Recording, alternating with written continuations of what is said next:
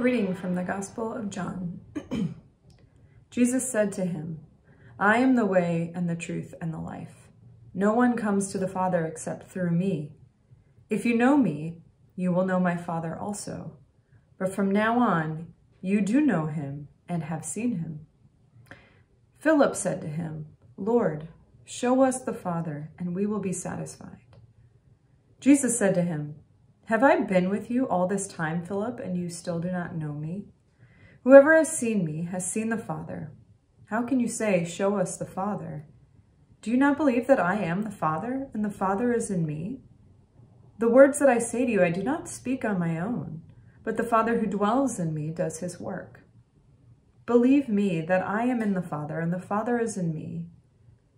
But you do not. Then believe me because of the works themselves. Very truly, I tell you, the one who believes in me will also do the works that I do. In fact, will do greater works than these, because I am going to the Father. I will do whatever you ask in my name, so that the Father may be glorified in the Son. If in my name you ask me for anything, I will do it." Today, we celebrate the feast day of St. Philip and St. James, the apostles. Now, this isn't St. James that our church is named after. This is, unfortunately, the known as St. James the Less. And that was just to distinguish him from the other Jameses that have been referenced in Scripture, as unfortunate as it may be. You know, these disciples, we don't know a lot about them. We really don't.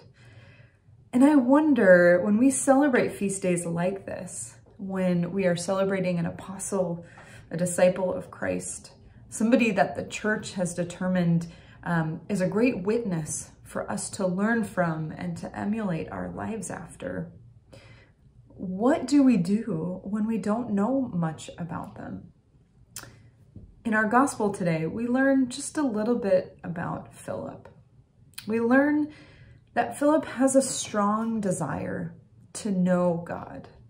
Now, he looks a little foolish talking to Jesus and asking Jesus to show him the Father. And Jesus seems a little exasperated with Philip here. "Do you not know me? I've been with you all this time."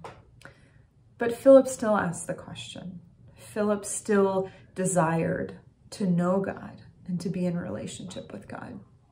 And I think that at the end of the day is one of the greatest lessons that we can learn from these saints, from these apostles in particular, from St. Philip and St. James. Our lives are meant to be pursuant of God. We will fall short. We will miss the mark. But the point is that we try. We try to draw closer to God. We try to know who Jesus is.